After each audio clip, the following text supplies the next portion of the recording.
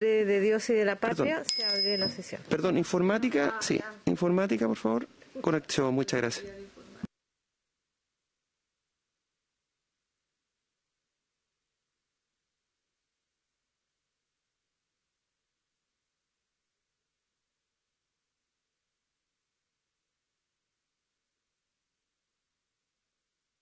En nombre de Dios y de la Patria, se abre la sesión. Señor secretario, ¿tiene cuenta?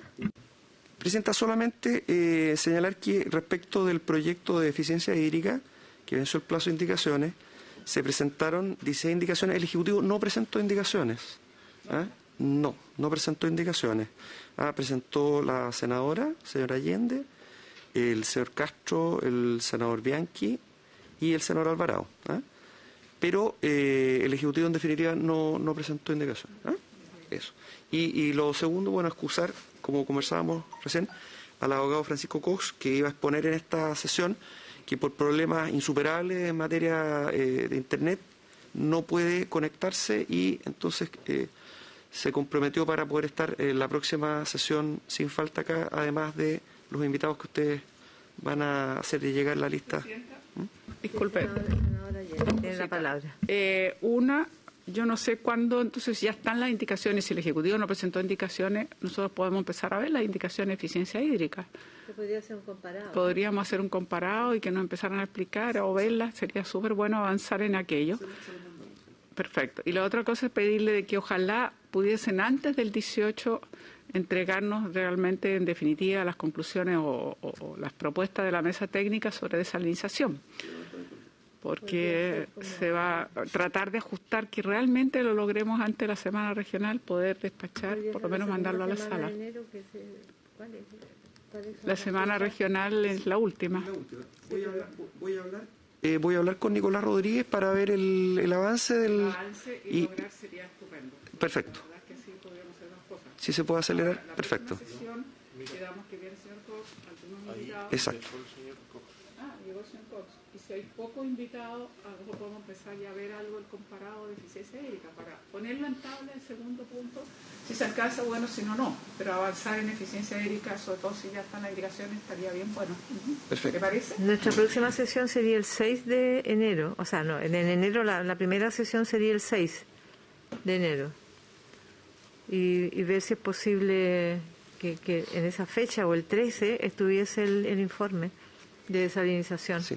Voy a hablar con Ojalá el con 6, Nicolás. porque ahí alcanzamos a ver indicaciones y ya Perfecto. avanzar. Lo podemos llevar a la sala el 18, porque ya después de esa semana viene la regional. Perfecto. Y lo otro, lo que propone la senadora Allende, me parece bien que presentemos la próxima sesión el comparado de eficiencia hídrica y poder empezar a tramitarlo, Claro. ponerlo en tabla. Ponerlo en tabla por si acaso. Perfecto. ¿Sí? Ya. Muy bien, Sí, cerca. Ya. Muy bien. muy bien. Perfecto. ¿El señor Cox está?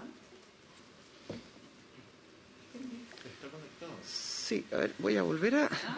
¿Ha tenido problema de conexión, señor Cox? Entonces, preguntar si es posible contar con su... Sí. Sí puede ingresar. Dice. Ahí está. Sí. Apareció. Qué bien. Apareció. Sí. ¿Cómo estaba, Francisco? Gracias, disculpe por el atraso, porque la verdad que ley de Murphy, se me cayó justo el internet cuando estaba esperando en hacer el ingreso. Qué frustrante. Pero por suerte volvió. Muy bienvenido, Francisco, y entendemos estas complicaciones tecnológicas, por cierto. Le agradecemos que esté participando. Muchas Le gracias. vamos a dar la palabra para que nos exponga sobre el proyecto que estamos estudiando que tiene que ver con la usurpación, contaminación, usurpación, ocupación ilegal de las aguas. Así que le entregamos la palabra. Muchas gracias, señora presidenta.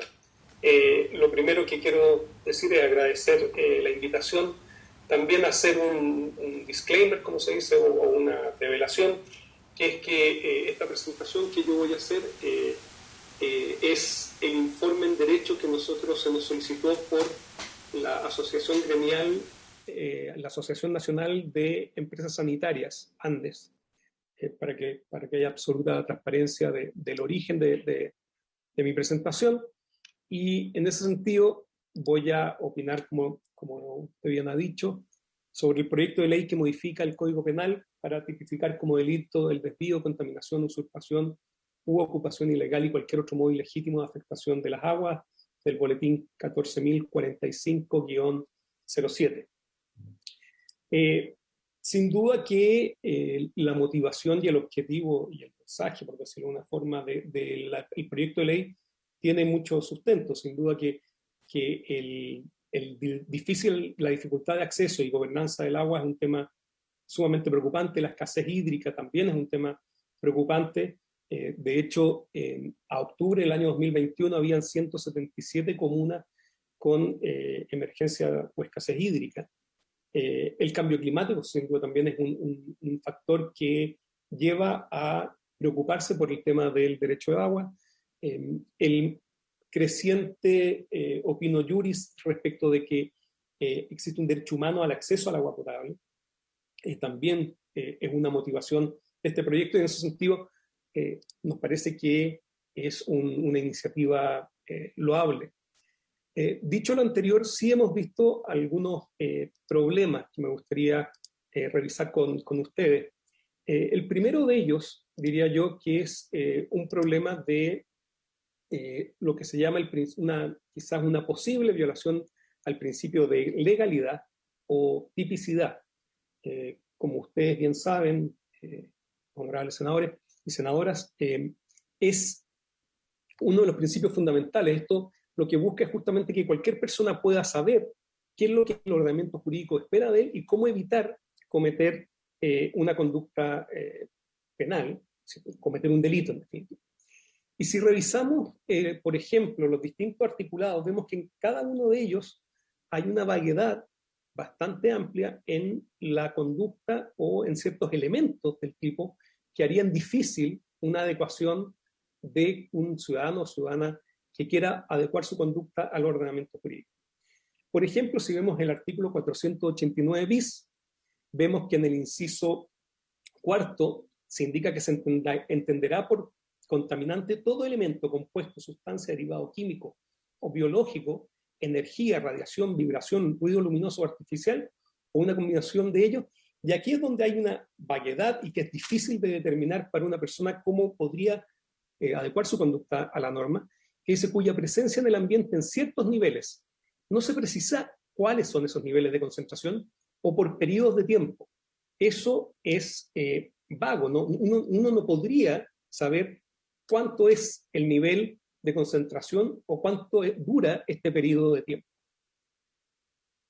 Lo mismo ocurre en el inciso segundo, cuando se refiere a, se entenderá afectada la preservación del ciclo de agua cuando se altere la recuperación de un caudal mínimo para la preservación del ecosistema, la sustentabilidad de un acuífero o la mantención de la pluviometría. Ahí nuevamente se dice en niveles aceptables. Si bien dice que se tomarán en consideración los criterios de la autoridad sectorial, el concepto niveles aceptables es de una variedad que no le permitiría a un ciudadano o ciudadana adecuar su conducta a la norma, como he dicho. Lo mismo ocurre en el último inciso del artículo 489 bis, que dice que se entenderá por servicios ecosistémicos aquellos que generen una contribución directa o indirecta, material o inmaterial, de los sistemas al bienestar humano. No se sabe, es incluso medio circular la definición que se da de ecosistema, toda vez que dice de los sistemas al bienestar humano. Es decir, es una redacción un tanto ambigua y no clarificadora. Lo mismo ocurre en el artículo 489 ter. En el inciso primero, en la parte final, dice causen riesgo a la salud de la población o genere un daño en el medio ambiente. Y aquí, cuando vemos qué es lo que entiende en el inciso segundo, qué es lo que entiende porque pueda generar o pueda constituir un riesgo a la salud de la población, se establecen ciertos criterios o ciertos casos en los cuales esto se verificaría. Y nuevamente se usan términos sumamente vagos como son contaminación de agua, verificada la presencia de niveles o concentraciones anormales. No se define cuál es el criterio de anormalidad y por lo tanto eso también en nuestra opinión, violaría el principio de tipicidad. En cuanto al 489 quater, vemos que nuevamente aquí es una figura calificada, es decir, una figura más grave del delito del 489 bis, y dice que cuando se realizan esas conductas del 489, causa un grave riesgo a la salud de la población o genere un grave daño en el medio ambiente. Y se indica que se considera grave daño al medio ambiente cualquier afectación que genere la pérdida, disminución o detrimento o menoscabo inferior al medio ambiente o uno más de sus componentes en alguna de las siguientes circunstancias. Y ahí nuevamente el número 1 dice extensión espacial de relevancia. ¿Qué significa relevancia? Tampoco lo define el tipo. Segundo, tener efectos prolongados en el tiempo. ¿Cuánto es un efecto prolongado en el tiempo? Una semana, un mes, un año, 5 años. Y en el numeral tercero se habla de difícilmente reparable.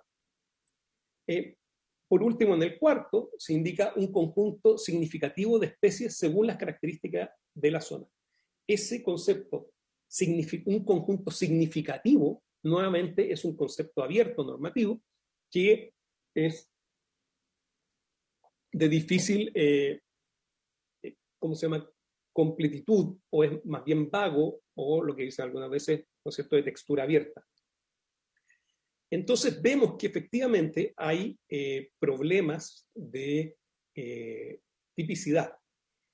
Y creo que el artículo 489 quinques, donde se define qué es lo que es el daño en el medio ambiente y sus componentes, y dice, para los efectos de la conducta descrita en este título se entenderá que generan daño en el medio ambiente cuando signifiquen la pérdida, disminución o detrimento o menoscabo a uno o más componentes del medio ambiente. Y aquí, honorables senadores, quisiera hacer referencia a el informe que emitió la excelentísima Corte Suprema con relación al informe de proyecto de ley sobre los delitos medioambientales.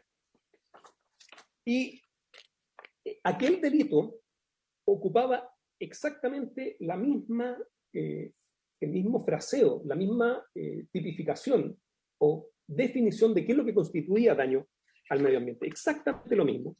Y la opinión de la excelentísima Corte Suprema es que la descripción fáctica que da lugar a la reacción punitiva en los artículos 2 y 3 de la propuesta, insisto, no de este informe, sino que del que crea los delitos medioambientales, dice, es definida como cualquier pérdida, disminución, detrimento, menoscabo significativo al medio ambiente o uno más de sus componentes.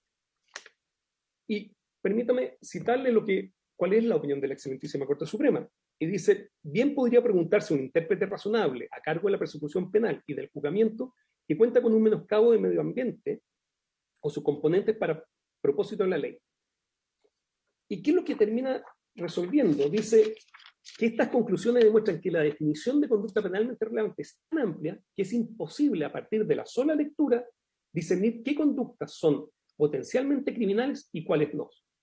La misma descripción emplea para definir el delito y la falta administrativa, por lo mismo el tipo delictivo no es del todo completo y expreso que requiere el inciso final del artículo 19, número 3 de la Constitución Política de la República. Es decir, en una tipificación idéntica, ya la excelentísima Corte Suprema ha estimado que se viola el principio de tipicidad.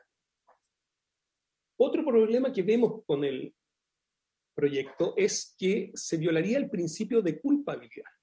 ¿Y esto por qué? Porque en el artículo 489 bis, en el inciso tercero, y tengo entendido que en igual sentido opinó el Ministerio de Justicia, indica que por contaminar se entenderá la introducción de un agente contaminante en una fuente natural de agua, alveo o cauce acuífero u obra de acumulación o distribución cuando dicha introducción por sí misma o en sinergia con otras u otras actividades afecte o pueda afectar la preservación del ciclo del agua. ¿Por qué aquí hay una violación del principio de culpabilidad? Porque uno se tiene que hacer responsable y debe ser sancionado por las conductas lesivas que uno comete. Sin embargo, cuando se dice que es un complemento de otra participación, es decir, por sí misma, hasta ahí estamos bien, sin embargo dice, o en sinergia con otras u otras actividades. Ahí hay un problema del como digo yo, de violación al principio de culpabilidad. También vemos, y aquí sin duda que es obviamente una decisión legislativa, pero uno de los principios importantes del derecho penal es el principio de proporcionalidad. Y si observamos las penas que se imponen, la verdad que son penas sumamente altas. Tengo entendido que en igual sentido se habría pronunciado el Ministerio Público al informar este informe. Si vemos la figura base, la del artículo 489 bis, vemos que la pena que se establece es un presidio menor en su grado máximo. Honorables senadores, ¿saben ustedes qué otro delito tiene esta pena? El delito del artículo 367, inciso primero, y es el que promoviere o facilitare la prostitución de menores de edad para satisfacer los deseos de otro, sufre la misma pena. Es decir, una pena grande. Insisto, esto es algo obviamente de discusión de política criminal, pero un principio que inspira el derecho penal es justamente el de la proporcionalidad. ¿Son equiparables esas conductas? Eso es algo que podemos llamar la atención sobre lo que parece un poco desproporcionado. En igual sentido, el artículo 89 ter, que establece y qué otro delito tiene la pena de presidio menor a su grado máximo, a presidio mayor en su grado mínimo, que es la pena que se le asigna en el 489 ter, el artículo 363 del Código Penal. ¿Y qué delito sanciona? Sanciona el que accediere carnalmente por vía vaginal, anal o bucal a una persona menor de edad, pero mayor de 14 años, concurriendo en las siguientes circunstancias: que se abusa de la anomalía, que se abusa de una relación de dependencia con la víctima, cuando se abusa del grave desamparo o cuando se engaña a la víctima. También tiene una pena igual, la figura base y menos grave del delito de incendio. Por último, el artículo 489 quater impone la pena de presidio mayor en su grado mínimo a presidio mayor en su grado medio. Esta pena es exactamente la misma del delito de violación. Por consiguiente, parece, en opinión nuestra al menos, que efectivamente hay un problema de proporcionalidad. Y el problema del principio de proporcionalidad, y cuando establecen penas tan exacerbadas, no solo tiene un problema de constitucionalidad, sino que también un problema de aplicación del mismo delito. Jueces y operadores del sistema tienden a no aplicar aquellos tipos cuando las penas son excesivamente fuertes. Y por lo tanto, se genera un desincentivo para aplicar estas penas. Junto con este elemento de las penas, quisiera hacerme cargo de quizás uno de los elementos más novedosos del proyecto, pero que resulta preocupante toda vez que establece una nueva pena, y esta es la pena de suspensión del aprovechamiento de agua. Se establece en el artículo 25 bis, se establecería un nuevo artículo 25 bis, que se dice la pena de suspensión temporal mayor del ejercicio de derechos de aprobamiento de agua de cualquier clase, de las servidumbres relacionadas con las aguas y de toda autorización para la extracción y exploración de agua, junto con la prohibición de celebrar actos y contratos sobre derechos de aprovechamiento de aguas con personas naturales o jurídicas durante 5 años y un día a 20 años, esa es la mayor, y la temporal menor es de 61 días a 3 años. Esta pena, lo que vemos es que no hay ninguna excepción, va en directo perjuicio no solo de a quién se le aplica la pena. Y aquí hablo justamente en el sentido y en el objeto que son las empresas sanitarias. ¿Qué es lo que ocurre? Si ustedes, honorables senadores, ven la ley 20.393, la ley 20.393 es la que genera la responsabilidad para las personas jurídicas. Y el artículo 8, que habla de las penas generales respecto a las personas jurídicas, se establece que serán aplicadas a las personas jurídicas determinadas penas. Dentro de esas penas está la disolución de la persona jurídica o la cancelación de la persona jurídica. Y el legislador, en aquella oportunidad, tomó en cuenta el riesgo que significa que uno le cancele la personalidad jurídica a empresas del Estado, y por lo tanto dice, esta pena no se aplicará a las empresas del Estado ni a las personas jurídicas de derecho privado que presten un servicio de utilidad pública cuya interrupción pudiere causar graves consecuencias sociales y económicas o daños serios a la comunidad como resultado de la aplicación de dicha pena. Si ustedes revisan el sistema de penas que está establecido en cada uno de los delitos, no es optativo para el juez o jueza el aplicar la pena de suspensión temporal. La debe aplicar. Son penas acumulativas. Se usa, ¿no es cierto?, la expresión y en lugar de o, y por lo tanto el juez debe aplicar. ¿Qué significaría eso? Que en definitiva la potabilización, todas las empresas sanitarias requieren para poder entregar agua potable, ejercer el derecho de aprovechamiento de agua. Lo dice expresamente el decreto con fuerza de ley que regula la materia de la empresa sanitaria. En ese sentido, quien sufrirá los mayores perjuicios, imagínense ustedes que durante 5 años y un día a 20 años, una empresa sanitaria no puede básicamente prestar su servicio. Quien sufre eso es justamente la comunidad. Por lo tanto, se requiere algún tipo de exención de aquella pena respecto de las empresas que prestan un servicio de utilidad pública, como son las empresas sanitarias, y como está reconocido insisto, en la ley 20.393. Pero insisto, esa excepción está establecida respecto de la disolución de la persona jurídica y no respecto de esta nueva pena que se quiere crear, y no se resuelve ese problema. Eso, por una parte, resulta sumamente complejo, como he dicho, porque las consecuencias las sufrirán a quienes se tiene que prestar el servicio de agua potable. Ustedes comprenderán que sin derecho a aprovechamiento de agua no se puede prestar el servicio de entrega de agua potable a la comunidad. Por otra parte, vemos que hay doble tipificación, es decir, hay ciertas conductas que están tipificadas ya, sea por el delito de usurpación. Se entiende que obviamente no hay una superposición total, toda vez que se habla también o de contaminación.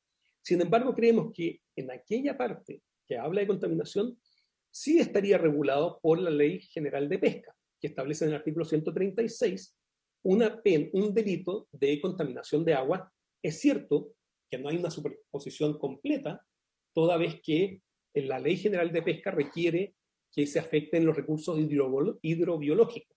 Y aquí lo que se está afectando sería el ecosistema, el medio ambiente del agua.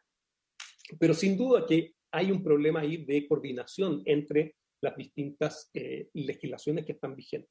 Por otra parte, también están pendientes ante el Congreso de la República proyectos de ley sobre delitos económicos que se refieren a delitos ambientales y el propio proyecto de ley de delitos medioambientales. Sería interesante que se intentara coordinar cómo van a jugar estas distintas normas cuando se aprueben, si es que se llegan a aprobar, esos proyectos, o cómo se va a hacer una, insisto, convivencia de todas estas normas en el Código Penal o en leyes especiales. Una cosa que quisiera también hacer hincapié es la creación de la figura de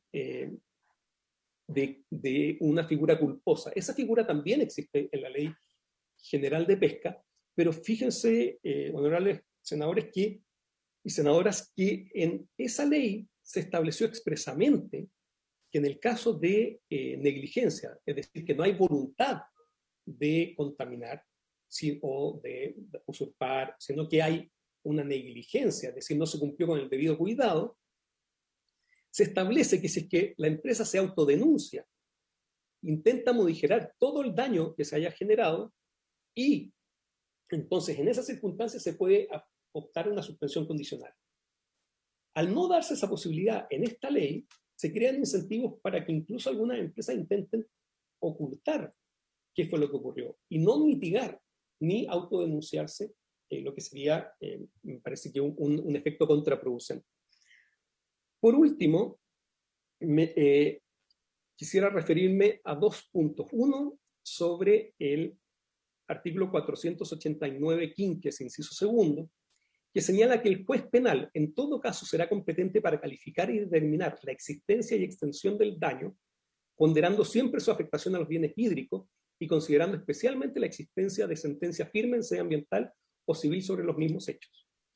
Lo que aquí se llama la atención es que este es un proyecto sumamente complejo. La materia medioambiental es un tema tan complejo que se crearon los tribunales ambientales y tiene una composición bastante, no sé si única, porque el Tribunal de Libre Competencia también tiene una composición mixta, que no son puros abogados o abogadas, sino que uno de los ministros del Tribunal Medioambiental tiene que tener una licenciatura en ciencia.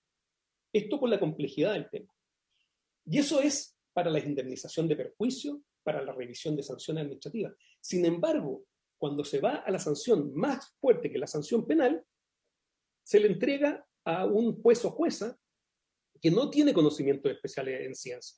Por consiguiente, una lógica como la del Decreto Ley 211, que establece que previo a poder condenar a una persona o incluso iniciar una investigación, pero se podría incluso poner como un sobreseimiento temporal por cuestión civil previa, que se pronuncie el tribunal ambiental, quien tiene el conocimiento y el expertise preciso sobre esta materia, parece que sería una buena reforma para que justamente todo el conocimiento que existe en los tribunales ambientales y en el sistema ambiental sea aprovechado por el sistema penal. Por último, honorables senadores, quisiera hacerme cargo del artículo 489 octies. Aquí están quienes están exentos de responsabilidad penal. Y esta cláusula limitativa dice, estarán exentos de responsabilidad penal las personas naturales que para evitar un mal grave para su persona o los de un tercero, y consistan en existir necesidades inmediatas de abastecimiento de agua potable para la sobrevivencia humana o de ecosistema, no destinado a fines de explotación o comercialización, están exentos, o sea, no cometen el delito. Esto es lo que es un estado de necesidad. Señor presidente, honorables senadores y senadoras, aquí hay un tema fundamental, y aquí me quisiera tomar unos pocos minutos para explicar la mecánica y cómo cumplen la función las empresas sanitarias. Las empresas sanitarias y el Estado de Chile está en deuda con la ciudadanía, con la ley 19.525, que establece que es deber del Estado generar programas de recolectores de lluvias. Uno cree que las empresas sanitarias se tienen que hacer cargo del agua lluvia, pero no. Tiene que haber un sistema de colección de aguas lluvias distinto. ¿Y qué es lo que ocurre? Como no existen en muchas ciudades y en muchas comunas de nuestro país, se termina entrando toda esa agua para ser procesada por las empresas sanitarias.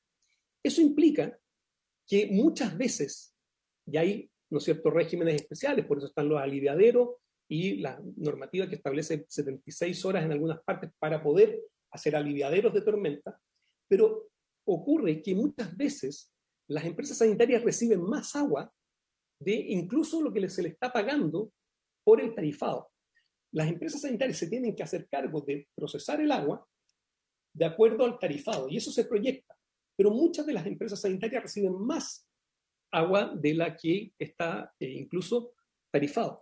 O sea, se les está pagando. ¿Y qué es lo que implica eso? No es un tema solo económico, sino que si esas empresas procesaran toda el agua, implicaría que sus plantas de tratamiento se verían absolutamente destruidas. Por lo tanto, muchas veces se intenta hacer el procesamiento al máximo de la capacidad de la planta de tratamiento de agua, pero hay ocasiones en las cuales se supera esa capacidad, y si es que no hicieran esto, se rompería el sistema y no podrían tratar las aguas y devolverlas en agua potable. ¿Qué significa esto? ¿Y por qué lo estoy haciendo a colación a esto en este artículo? Porque al limitar a personas naturales, obviamente se excluyen las personas jurídicas. Pero además, al ponerle que no se pueden ser por explotación o comercialización, también se le están excluyendo. Y aquí creemos que si bien se pueden recurrir a las normas genéricas de estado de necesidad, la verdad que no parece muy sensato que se haya limitado tanto esta exención de responsabilidad cuando es un estado de necesidad. Y por último, ahora sí, se establece una verdadera patente de corso en el inciso segundo. Y dice que estará exento de responsabilidad penal por los delitos del presente título el pequeño agricultor o campesino, entendiéndose por tales las personas naturales que explotan una superficie no superior a 2 hectáreas de riego básico cuyos activos no superen 3.500 UF. Aquí lo que parece haber es un cierto desconocimiento de la contribución que muchas veces hacen a la contaminación los pequeños agricultores. Si ustedes analizan pequeños canales, por ejemplo del sur, se darán cuenta que hay una contaminación de las fecas de los animales de los pequeños agricultores. Esa contribución genera tal saturación de oxígeno por la feca que también se termina afectando recursos hidrobiológicos. Entonces, expresamente, no parece algo muy coherente con la protección del bien jurídico que se quiere proteger y que sin duda es relevante. Y por lo tanto, si uno asume que una persona que no va a estar sometida a la sanción penal puede, por lo tanto, no tiene que tomar ningún resguardo de protección del bien jurídico, agua, medio ambiente del agua o medio ambiente, entonces la verdad que no parece muy sensata como política pública generar una exención tan a rajatabla. Eso sería, y muchas gracias por su atención. Muchísimas gracias, don Francisco Cox, por su intervención y la entrega de todo el análisis que usted hace detallado del articulado de este proyecto, que nos deja muy preocupada, por cierto, su apreciación, porque además de vaguedad de conceptos, usted plantea la violación de principios penales centrales importantes, como tipificidad, la proporcionalidad, la culpabilidad, y también la observación que usted hace en relación a las empresas sanitarias. Entonces, bueno, acogemos este análisis bien profundo, que por cierto preocupa a la Comisión, al menos personalmente, para revisar más en profundidad estas observaciones que usted hace. No sé si los colegas tienen alguna consulta, alguna opinión sobre la intervención del señor Cox. Un comentario muy general nomás. Presidenta, agradecerle al profesor Cox su exposición. La verdad es que todos han coincidido que el fondo del proyecto es necesario, importante y es un avance. Y pareciera que todos han también coincidido en que el gran tema está en la proporcionalidad de las penas. Pero entiendo que el señor Cox no solo se refería a la proporcionalidad de las penas, sino que a algunos otros temas que habrá que revisar con más cuidado. Pero en general todos coincidieron y de hecho tuvimos la participación del Ministerio de Justicia, creo que fue que dijo que nos iba a ayudar, sí, el Ministerio de Justicia, que nos iba a ayudar incluso con algunas sugerencias para poder hacer cambios que hicieran precisamente más armonioso, digamos, el Código Penal con el Código Penal y con las distintas penas, digamos, que están contempladas y las cuales aquí se hace ciertas innovaciones. Así que es un comentario muy general, yo le agradezco, pero efectivamente hay que revisarlo bien y creo que la única forma de avanzar es justamente acogiendo aquello que nos permita ver de qué manera podemos hacer penas que cumplan con el objetivo, pero proporcionales, digamos, relacionadas con otro tipo de delito y clarificar algunos conceptos que pudiesen no haber quedado tan claros. Muchas gracias en todo caso. Sí, en la misma línea de la senadora Allende, recordar que hemos tenido intervención del Ministerio de Justicia, de Medio Ambiente, del Ministerio Público, y han ido un poco en el mismo sentido que usted plantea, señor Cox. Las observaciones tienden a coincidir en temas de vaguedad de conceptos, de violación de principios fundamentales del derecho penal. Y estamos atentos a constituir esta mesa técnica que se propuso el propio Ministerio de Justicia coordinar para justamente poder tener un proyecto, una ley que realmente sea operable, sea aplicable y tenga el impacto que buscamos, que sea realmente entrar a intervenir en esta situación grave que se produce en todos nuestros territorios, que es el robo de agua, la contaminación, la usurpación, que en definitiva daña muchísimo no solamente a las actividades agrícolas, sino que también al consumo humano. Entonces, por cierto, es sumamente pertinente la iniciativa y por eso la estamos analizando con bastante profundidad y hemos escuchado a muchos expertos y también su opinión es muy importante y agradecemos que sea tan profunda, tan minuciosa, artículo por artículo.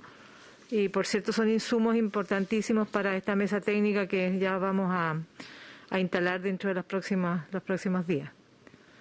Señor Cox, le ofrezco la palabra. Muchas gracias, solo por la oportunidad y muchas gracias. Ha sido un gusto y un honor. Muchas gracias a usted. No sé, colega, si hay alguna otra observación, si no liberamos al señor Cox y le agradecemos su esfuerzo inmenso por poder estar esta mañana con nosotros, pese a los accidentes informáticos. Así que muchísimas gracias, señor Cox. Muchas gracias por la paciencia. Hasta luego. Que tengan buen día. Hasta luego. Muchas gracias.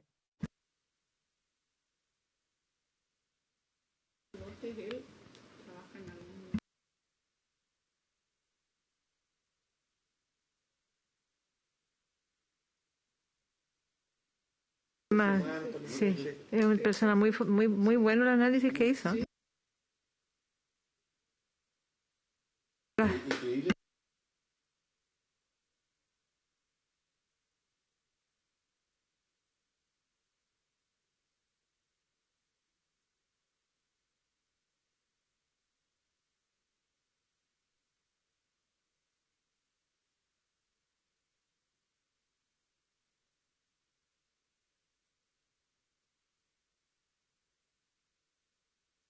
Colegas, creo que hemos cumplido el objeto de la sesión y se levanta.